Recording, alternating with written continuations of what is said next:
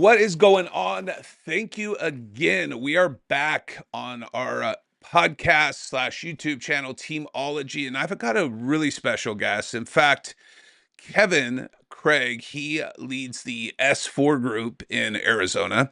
And I've known Kevin, he used to do UPS back a lifetime ago, as he would call it. And we Multiple used to, lifetimes ago. yeah, we used to actually be neighbors here in California. So he's in Arizona now, here in California. I think I was Kevin. I'm just to give everyone some perspective.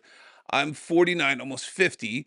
When we were neighbors, I think I was 10, 11, 12, somewhere in that Yeah, range. which means that I'm really old, right? You don't look it. So that's awesome. So I mean, so Uh, yeah. So I got Kevin. Share a little bit. Like, tell us where you operate, what your team consists of, and kind of maybe some volume or maybe some units. How many units you guys do a year, if you don't mind?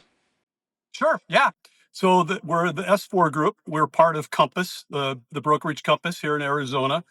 We just became part of Compass maybe 2 years ago when Compass came in and bought up several of the local independent brokerages, and we were with one of those that was called Launch at the time.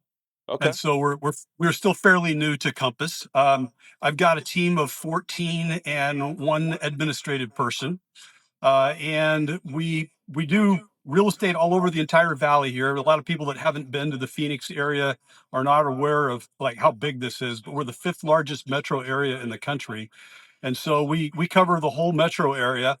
But we really work in some kind of like specialized areas, which I'm sure that we'll talk about here further. We're shooting for about 85 million in volume this year. Awesome. Right now, we're on track to hit that. Things are always the opposite here of how they are in other places. Like our summers here are very slow because everybody leaves. They don't like when it's 110, 115. I didn't know that. But now that we're getting into the fall, everybody starts coming back, and then our peak season starts picking up right about the beginning of the year. No kidding. I had no clue on that. Yeah, Wow. Okay. That's yeah. cool. Yeah, our main selling season is really like January through May. That's where the bulk of the volume is sold. Wow. Yeah, you are exactly opposite from us. So we start picking up in May. We're opposite of most of the country. Yeah, Yeah, that's yeah, wild. Okay, that's cool. Fun fact for everyone. So, yeah. um, so Kevin, take us back. I mean, how did you and your team get started, and what was the vision that you had when you started the team there? That's a very interesting question because, quite honestly, I never planned to have a team, and so therefore there was no vision of a team. My Like a team lot was of people. my team formed organically, and there's a whole long story behind that, which I don't think we have time to get into. But basically, I got into real estate just before the Great Recession, Okay. and I wasn't like really super thrilled about even being in real estate. I only got my license so that I could sell some spec homes that my wife and I were building in retirement. And then Oh wow. as the recession hit and everything kind of went down the tubes, I started using it for to make money. And I decided that I wanted to try to find a way that I could do real estate that was honorable. I didn't really care for the cold calling, the door knocking. I've never really appreciated like farming, and I apologize to those that do that. I think there's a fit for that for certain people, but it just wasn't my thing. So I Yeah. was trying to figure out a way that I could do business through relationships. And to make a really long story short, I ended up working directly with the bankruptcy court in Arizona for people that were losing their homes in a Chapter 7 bankruptcy and or foreclosure during the recession. And even though that was kind of a sad time, it was rewarding because we helped people that were in a really awkward situation. They were having to sell their homes not by choice, but because of the financial situation they found themselves in. And as that sort of dried up after the recession came to an end, we just continued working with attorneys that moved on to other types of law. So we started working with attorneys that were practicing bankruptcy, moved into divorce and probate Yeah. and estate planning and all that. And we just continued on working with them and their clients. And then I had a personal experience in about 2014 when my father passed away. I'm the oldest adult child, so I ended up being basically responsible for my mother, who's about to turn 94. And I had to make a lot of tough decisions about my mom, and we moved her from Sacramento area to Arizona into assisted living. There were a lot of health issues that happened along the way, a lot of logistical issues of being able to get her here and get her healthy. And after kind of going through that myself, I realized that that's something that happens to people literally every day, especially in places that are heavily populated with seniors like Arizona and Yeah. Florida. So we just expanded our model from working with people that were in legal situations to help those that were dealing with their parents. So we say we work with seniors, but in reality, we're usually working with the adult children that are completely lost and have no idea how to help mom or dad get into a different form of living and care. And then we work with a lot of investors, but not the fix and flip kind. We Yeah. work with the investors that are looking to buy and hold. Um, and then we also do some work with Major League Baseball. I've got a couple of Major League Baseball wives on my team. And, we always say we like to help the underdogs. And the baseball thing always kind of throws a curveball at them. See, like my little pun there. That was But a what I good pun. explained to them is that everybody wants to work with like the all-star pitcher and the third baseman, that everybody knows. But those are not the guys that make those kind of decisions. It's the wives. And the wives have got a very close network, a lot of Facebook networks with baseball wives, and Interesting. so I've got two baseball wives that have been through it themselves, all through the minor leagues and being traded and transferred all over. And so we do a lot of work with Major League Baseball as well. So the full gamut. We work with people in just with distressed properties and bankruptcy, all the way up to uh, big time big league agents that have got multi-million-dollar contracts. It's crazy too, Kevin, is because I'm literally going through the estate process as a executor now myself, Oh, and I've yes. helped a lot of people do that. And it's a well, here in California, I don't know if you've ever worked it out here. Well, you did with your mom, but it's a different Mhm. animal, and I could imagine just going and just in any state in general is a different animal. And there's a lot of stuff that has to be abided by as far as the laws, as far as within the tax codes, so that you don't get penalized in the future. And I had a guest on once before where I talked through this process, and there's little things and nuances that if you don't do right, you're gonna have a big implication, and you just don't know where to start sometimes. So it's awesome service that Right. you guys are providing there. Love that. And we don't do it all ourselves. Of course, we've got a lot of resources. We got a whole team of people we work with. But as you're mentioning, a lot of adult children could really benefit by having a good elder law attorney to work with. And most people have never even heard of the elder law, but Yeah. those deal specifically with those type of issues. We help people with downsizing, organizing, estate sales, junk removal. I mean, whatever it takes to get them from the house that they lived in for 40 years with 40 years worth of stuff into an assisted living situation where they're basically moving into a small apartment. A lot of Yeah. seniors just completely lock up and choose to not make any move because they don't understand the logistics. So we're the kind of the soft landing place, and we work with a lot of communities the senior communities that refer us out when they have somebody that would like to or needs to be moving into their location, but they just don't understand how the logistics are all going to work out. Love So that. back to why my team formed organically. This kind of ties back in is I've over time just attracted agents that want to work in these kind of areas and help the what we would consider the underserved, or the people that have got complex issues that are kind of like uncomfortable sometimes to work the real estate part of that.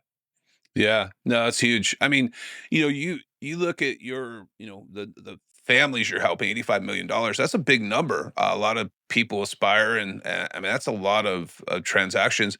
Let me ask you this: what do you think has been the biggest driver of that growth so far? I mean, obviously need probably it sounds like in the area. Any other things that have really hit that driver and made that what you've achieved so far? Yeah, I would say if I was going to put it in one word, I would say relationships. Yeah. We're a team that works strictly off relationships. People that everybody would like to work off referrals.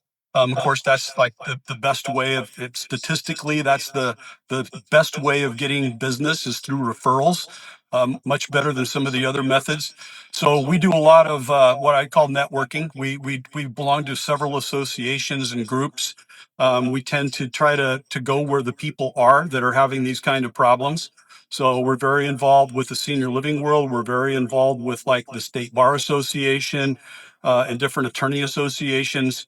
Um, about 4 years ago, like during COVID, I actually started a secondary business with a business partner. We don't make any money doing it, and then the goal was never to make any money, but it's called Senior Resource Connectors. And what we did is we just took the senior resources that are available and try to bring them in under one umbrella so that we Wow. could all market together and adult children could actually find the services they're looking for. And I could cite a lot of examples, like, I mentioned the elder law attorney. Most people don't even know that there is a such thing as an elder law attorney. A lot of people don't even know the term nurse advocate or patient advocate or geriatric specialist. How do you find these people? Like, where Right. are they? If they're all called different things and they've all got different titles, how do you find them? And then I didn't know the difference between home health and home care, and there's a big difference. And so we just put everybody together under one umbrella and marketed together as a group so that we could help adult children easier or find their way easier through this mess. And I'll tell you what, man, I mean, kind of going back to where I'm going through now, my mom passed away in March, and those services, I mean, it's a lot that you're taking on as a family member that's coming at Mhm. you, and you're not so concerned with at the time is it's all about spending time with your family, but then as it happens, then you're like, "Oh my gosh, you just lost a relative." There's timelines kinda starting, and it's a lot to take on, so I love that you're doing that. That's so It cool. it is. It's also an emotional roller coaster. Absolutely, absolutely. Let me ask you this, so what do you think makes your team culture unique? Like, how do you keep it strong as you continue to build these extra relationships and grow your business? How do you do that? Okay, that's a great question. For us, it's that we sort of all have a common purpose. I mean, everybody that's on the team may not necessarily want to work with seniors or work with attorneys or work with investors or Major League Baseball, but for the most part, we all have an interest in working in those areas.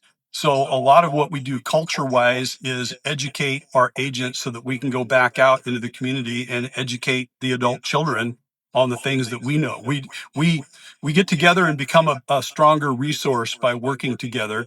And then we do a lot of client appreciation events. We do seminars.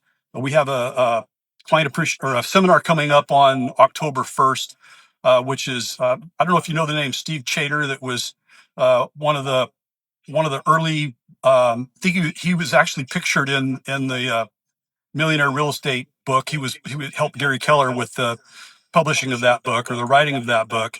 But Okay. anyways, he wrote a book also, which is sold through KW, that's called Hold, which is how to Yeah. buy and hold real estate. So Steve Chater actually lives here in Arizona and is gracious enough that where he will speak at events that we have about the benefit of buying and holding real estate and how that compares to other forms of investment. And we have another seminar coming up on October 1st, and we've got 55 um, attendees that are registered for it. We have it catered. We have a great venue for it. We've already purchased books for everybody. I've got whole books all throughout my vehicle here. I was going to grab one, but I don't want to reach. But anyways, we try to do things that keep us up to speed on what's happening with the areas that we work in. And everybody likes to say that they're like a family. I hear that. I think it's that phrase is overly used, but we really are like a family. We support each other, and anytime one of the agents needs something, we all jump in. In fact, one of my partners is on vacation in Maryland right now, and that's why I'm out in my vehicle. I was out showing houses for with one of her clients because she's away. We just all cover for each other, and it's not a matter of how we're going to be compensated or if we're going to be compensated. We just do it. Here's one thing I've learned. And, it's, as a leader, and what I've noticed with all great leaders is nothing's too above them, nothing's too below them.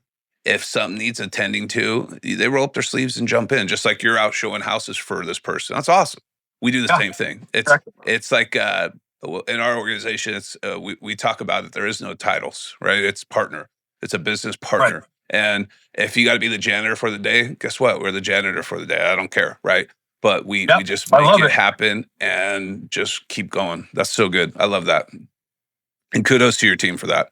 Um, what when you look at your business, what do you think's the one opportunity in your business that if you could take full advantage of, it would kind of open the floodgates for you? What do you think? I mean, we all have places we want to do and things we want to achieve, and like, I could do this, or what's that look like for you guys? Yeah, another great question. I think I would. Well on our way, but I would love to be looked at as the group that helps people in these kind of tough situations. We got a recognizable brand within the law areas, that we service: the bankruptcy, probate, divorce, and estate planning, and all that.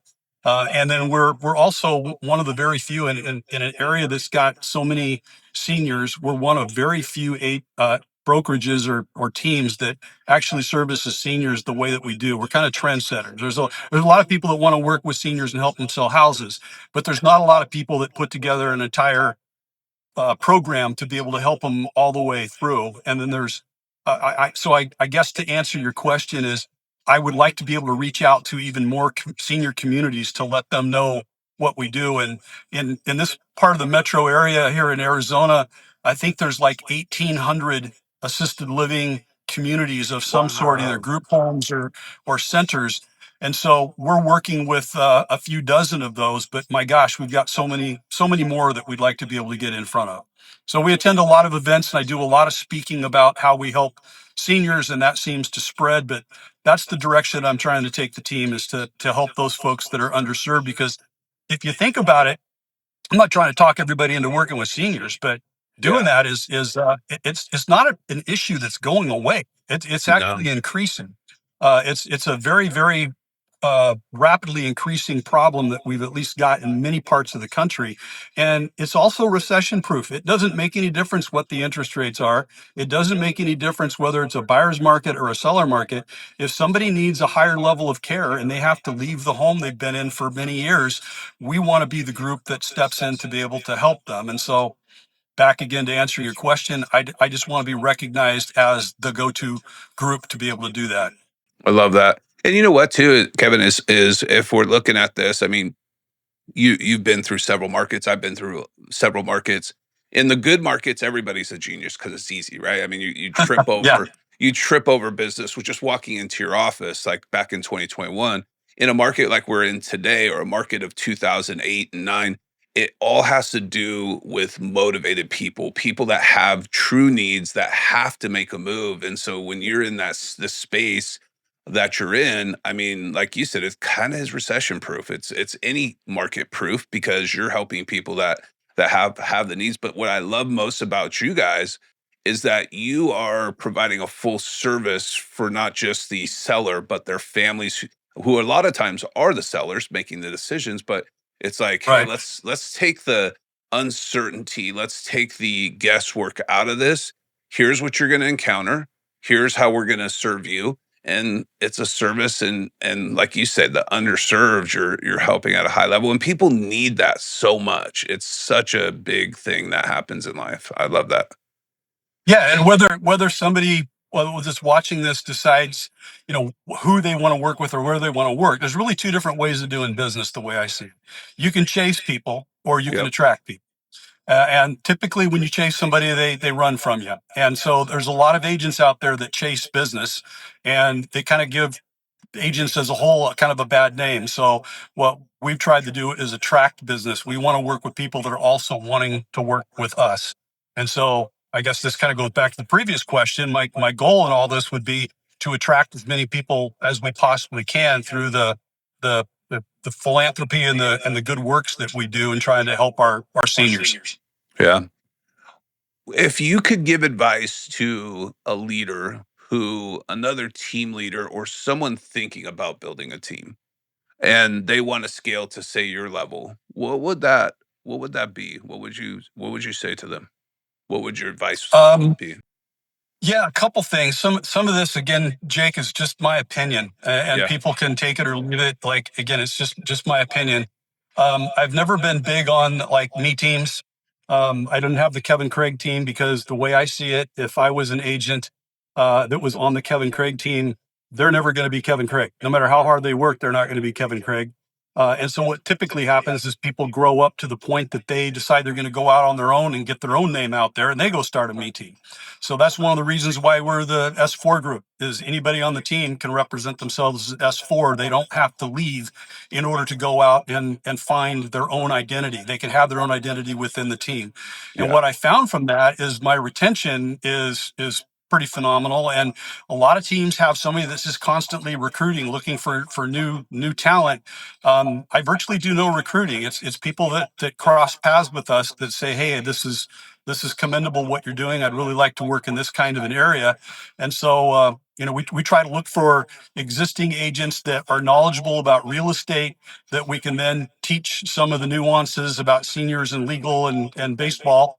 And then we also have sometimes we've got people from those industries that come to us and say, hey, I've been an attorney, I've worked in a law firm, I've worked in the senior living world, but now I'd really like to focus on real estate. How can I do real estate but still continue to work with the same group of people? And Yeah. so I say the first thing is try to figure out like, well, what do you want to be? What do you want your business to look like, and who do you want to serve? And then, of course, there has to be a value proposition for the agents. There's got to be a reason for them to want to stick around and be on a team. For us, it's we get a lot of people that are right out of real estate school that are looking for a team, and we just tell them that we commend you for that, but we're just not the right team. If you go get some experience first and come back, then we can consider it. But I don't bring people on that need to learn real estate and the people that they're going to be servicing, how to work with them at the same time. They've already got to be kind of an expert in one or the other in order Yeah. to come in. And again, that doesn't work for everybody. And there's many ways of starting up teams and having businesses. So I'm not trying to downplay anybody else's system. I'm just saying that's what's worked for me. Yeah. No, I love that. And it kind of goes to as well as from a team leader or leadership perspective is like for me, one of my things that I look at when I'm partnering with someone is, hey, would I have them at my house for Thanksgiving? If not, like I'm not we're miles apart, right? So and Yeah. also too is I like the having, someone who's experienced. We work with kind of the gamut. I think the biggest thing for us is, and for me is someone coachable or are they learning based? Learning base is someone who reads a lot, learns a lot, and then that's it. Coachable is someone who learns a lot, reads a lot, and takes what you're coaching them on and then puts it into their business, right? So I love that too. And implement. Yeah. Yeah, You need implementation. implementers. That's it. Well, cool. Yeah. I appreciate you. Thank you so much for having us here. S4 Group, they are service the major metro area of Arizona. I mean, Scottsdale, Phoenix, you're essentially all over, right? Yeah. Yeah. Specializing, they're experts in probate, seniors, professional. I mean, they'll help with it, whatever. They're very well experienced. I've known Kevin for a long time. So if you have any referrals, what's the best number for them to reach you at, Kevin? What would they call? My direct number, my cell is 602-725-2609. You can also look us up at s4realestate.com. Awesome. Yeah, I won't bother doing an email because I just as soon get a phone call from somebody that I can talk to. I'm a voice to voice, face to face kind of guy. You're like old school like me. It's so tough to I'm set very I'm very old school. Hey, it works. It works. And this Yeah, is proof that either way works, right? There's a number of ways that's right. to do business and he does that. So awesome. Hey Kevin, thank you so much for You being are on so welcome, Jake. Thank our you for having show. me on. I Yeah. appreciate the opportunity to talk with you.